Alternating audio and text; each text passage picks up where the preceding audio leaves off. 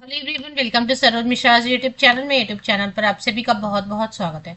नवोदय विद्यालय में अगर आप शिक्षक बनना चाहते हैं बिना एग्जाम के, बिना फीस पेमेंट किए, तो उत्तर प्रदेश और उत्तराखंड से नई नोटिफिकेशन जारी हो गई है। उत्तर प्रदेश और उत्तराखंड में तो नोटिफिकेशन जारी हुई है और साथ ही साथ जो है कई सारे अलग अलग राज्यों से, यूनियन टेरिटरी से भी नोटिफिकेशन जारी हुई है। बट इस वीडियो में केवल कवर करेंगे उत्तर प्रदेश और उत्तराखंड की जो डिटेल्स आई हुई है।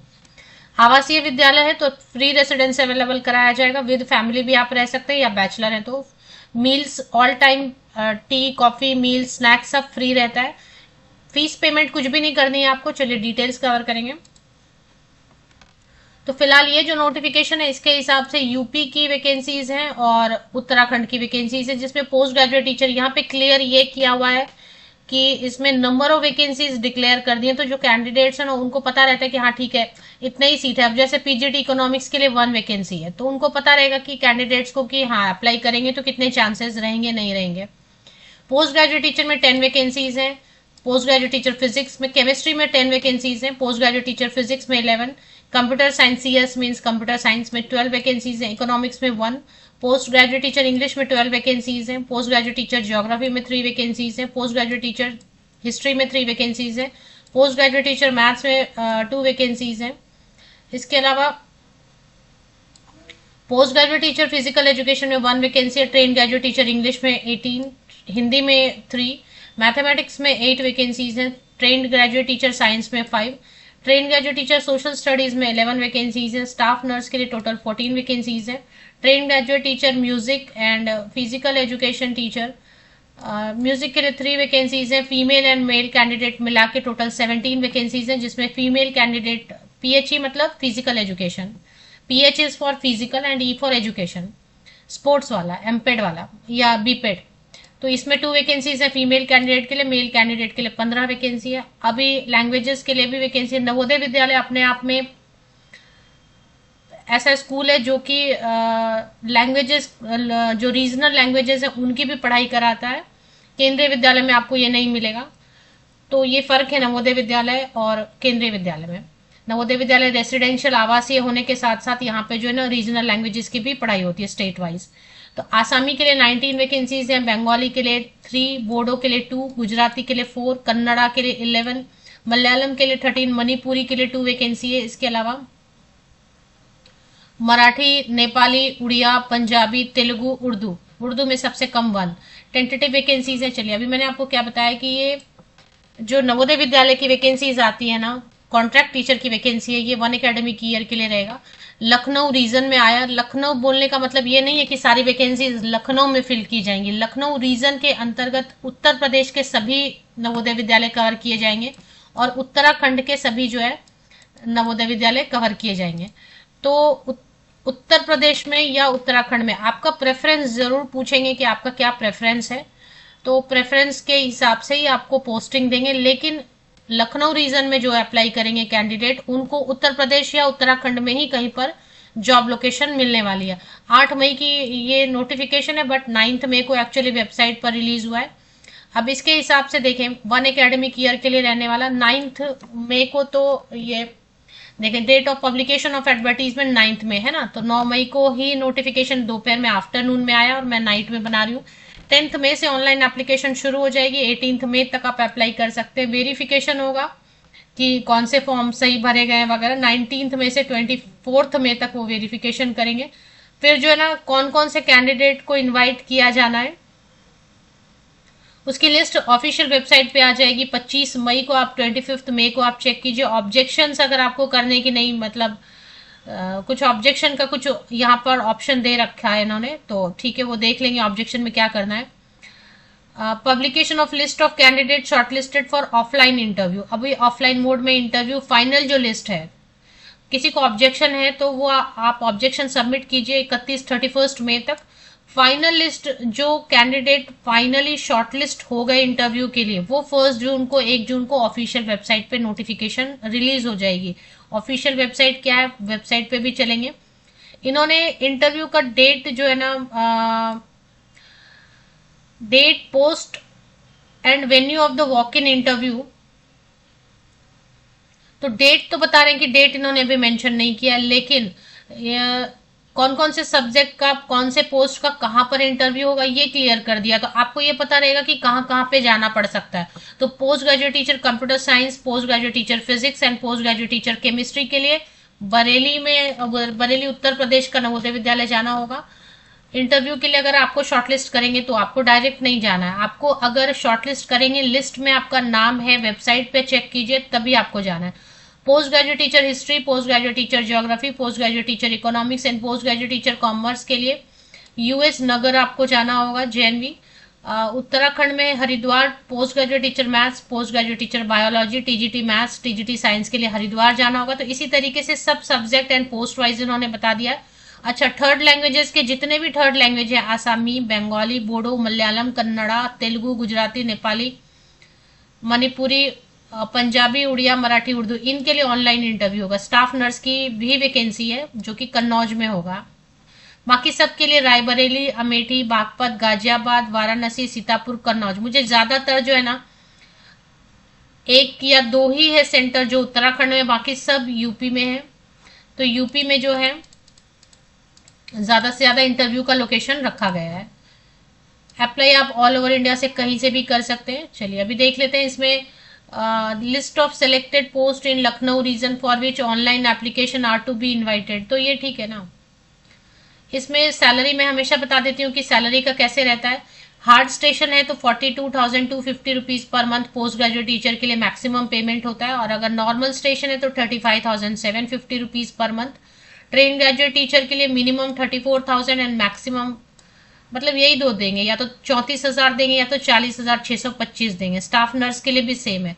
अभी हार्ड स्टेशन क्या होता है, हार्ड स्टेशन अभी देखिए उत्तराखंड में कहीं कहीं पे बहुत ज्यादा बारिश होती है ना, इतनी बारिश होती है कि वो कई बार बहुत फ्लड जैसी सिचुएशन हो जाती है।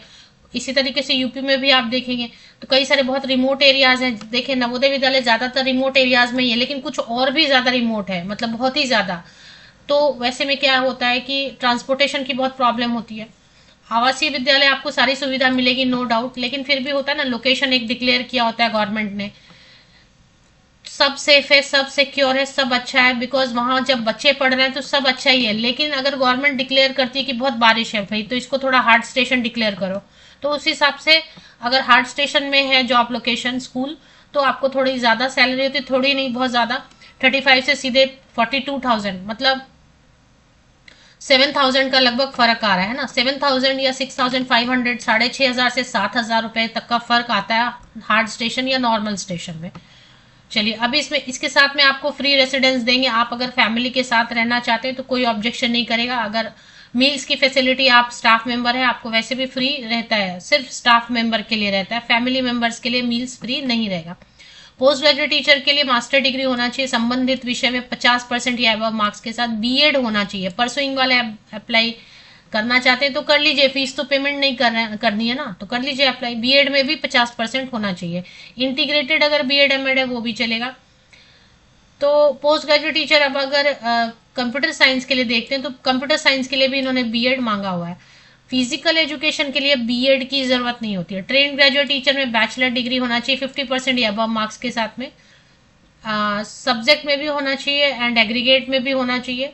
सीटेड पेपर 2 होना चाहिए, और बीएड में भी 50% या अबव मार्क्स होना चाहिए एंड सीटेड पेपर 2। अब इसमें भी है जैसे कि म्यूजिक है या मतलब कंप्यूटर साइंस है, तो चेक कर सकते हैं कंप्यूटर साइंस पे कुछ रिलैक्स किया है क्या।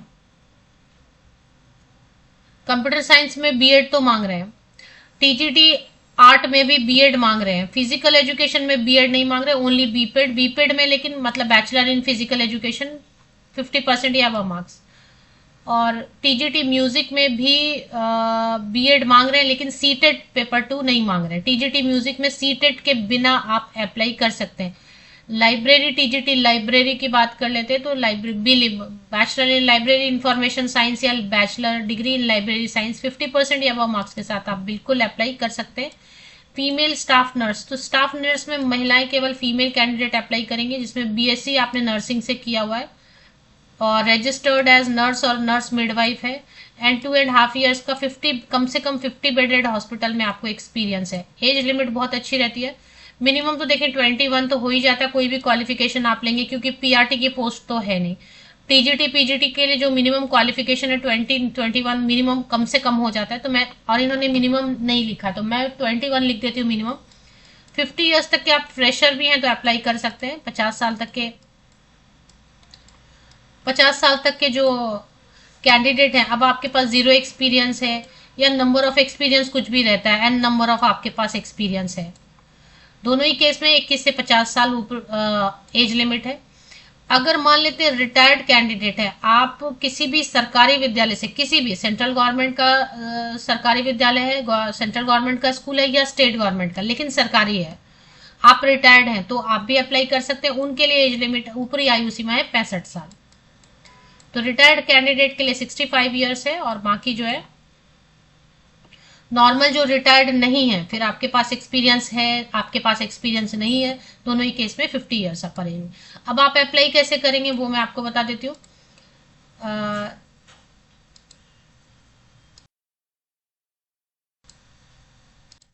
आपको एनवीएस लखनऊ रीजन गूगल पे टाइप करना है। गूगल आपको सजेस्ट करेगा, जैसे गूगल आपको जैसे सजेस्ट करा, यहाँ पे देखिए थोड़ा मैंने नीचे स्क्रॉल किया, कई बार ना गूगल पहले नंबर पे जो सजेशन देता है वो सही नहीं रहता है।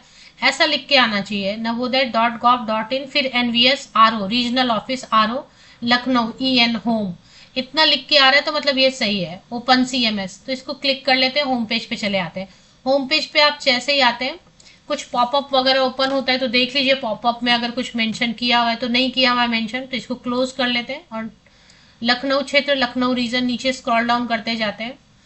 यहाँ पे देखिए तेजी से जब स्क्रॉल हो रहा हो ना, तो यहाँ पे ये वाला बटन प्रेस कीजिए, लेफ्ट हैंड साइड में जो है उससे जो स्क्रॉल हो रहा है ना तेजी से, वो स्टॉप हो जाता है, फिर आप उसको डाउनलोड कर लीजिए। Notice for inviting online application for teachers and staff nurse for engagement on contract basis, ये एडवर्टीजमेंट है। अब अप्लाई कैसे करना है आपको, तो लखनऊ रीजन में सिर्फ लखनऊ में ही नहीं है, बल्कि उत्तर प्रदेश और उत्तराखंड के सभी राज्य के सभी जो नवोदय विद्यालय वो शामिल है लखनऊ रीजन में।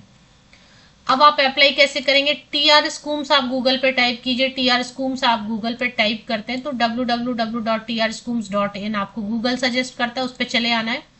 इसमें देखेंगे लखनऊ रीजन के लिए guidelines of engagement of teacher on contract basis, ये पेज ओपन होता है TR स्कूम्स, है ना। इसमें थोड़ा नीचे स्क्रॉल डाउन करते जाइए तो आपको जो है ना,